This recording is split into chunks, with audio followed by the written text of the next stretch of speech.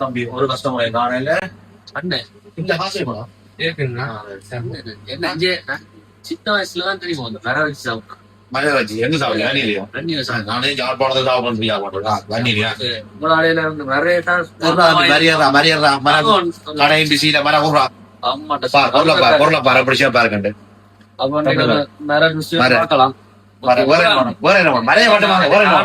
மறைய வந்து நீ என்ன செய்யா பொறிக்க வேடு குழம்புக்கு குழம்புக்கு விடுறா கோழி விடுறா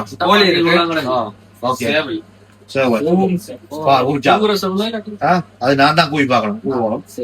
ஊர்ச்சாவல் மர மட்டமா உனக்கு மனம் எனக்கு மனம் ஒரு 20,000 கொடு. உறவா இருந்தாலும் 20,000 24 கொடு. சரியோ தாயும் பிள்ளையும் பண்ணானா வாயும் பையும் போறதா நாங்க 2 பேரும் ரெடி பண்ணி பாக்குறேன். நோட்டு புதுசா இருக்கு. என்ன புதுசா இருக்கா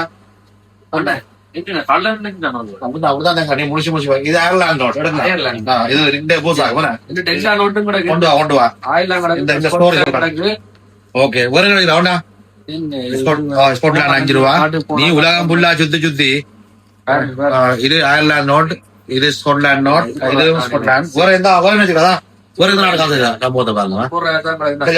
ஓகே குட் என்னடா அது சார் இங்க ஒரு 4 நாடு சேர்ந்துதான் யுனைடெட் கிங்டம் சொல்றது. சரியோ 4 நாடு அது என்னன்னா இங்கிலாந்து, வேல்ஸ், நார்தர்ன் ஐலாந்து மற்றது ஸ்காட்லாந்து. இந்த 4 நாடு சேர்ந்துதான் யுனைடெட் கிங்டம். அப்ப இந்த 4 நாடுல 3 நாடு காசு அடிக்கிறது. கொண்டு வந்து அயர்லாந்து காசு அடிப்பாங்க, ஸ்காட்லாந்து காசு அடிப்பாங்க, மற்றது பிரிட்டன். இந்த 3 நாட்டு காசும் இந்த யூகேல யுனைடெட் கிங்டம்ல பாவிப்பாங்க. யூகே என்பது யுனைடெட் கிங்டம்ல பாவிப்பாங்க. இங்க நிறைய தமிழாக்கள் என்ன சொன்னா தனிய இங்கிலாந்து காசு மட்டும் தான் அடிக்கணும்.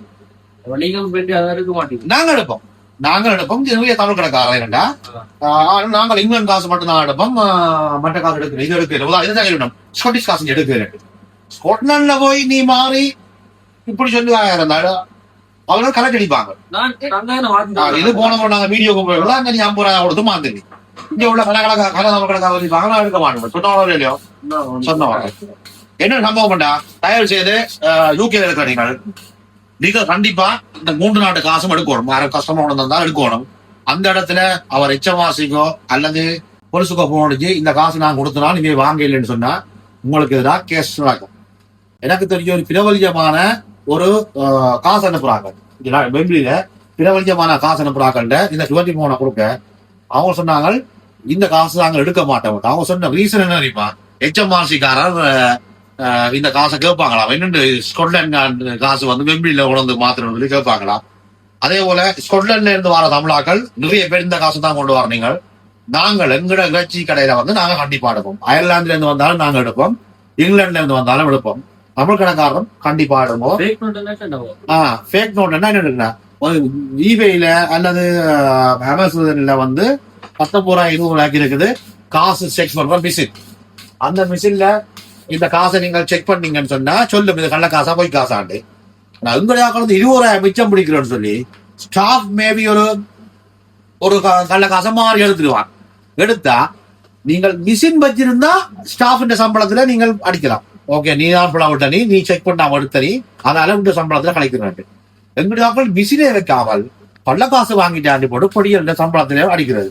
தயவு செய்து அந்த வேலை செய்யாமோ ஒரு 19,200 இந்த டிக்டாக் மார்க்கெட் எல்லாத்துலயும் கள்ள நோட் செக் பண்ற இது இருக்குது, லைட்கள் இருக்குது, வாங்கினீங்கன்னா செக் பண்ணி பார்க்கலாம்.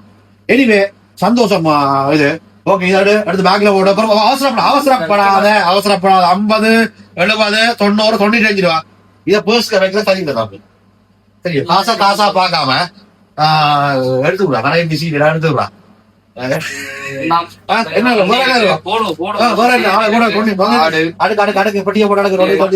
பண்டி ஆடு தலக்காளியும் கூட காட்டு பாட்டு கொடுக்காது. காட்டு கல்யாணம் காட்டு கொடுக்காது. குடும்பத்துக்கு செலவெல்லாம் பாய $30 ரூபா. அப்படி ஹாப்பியா?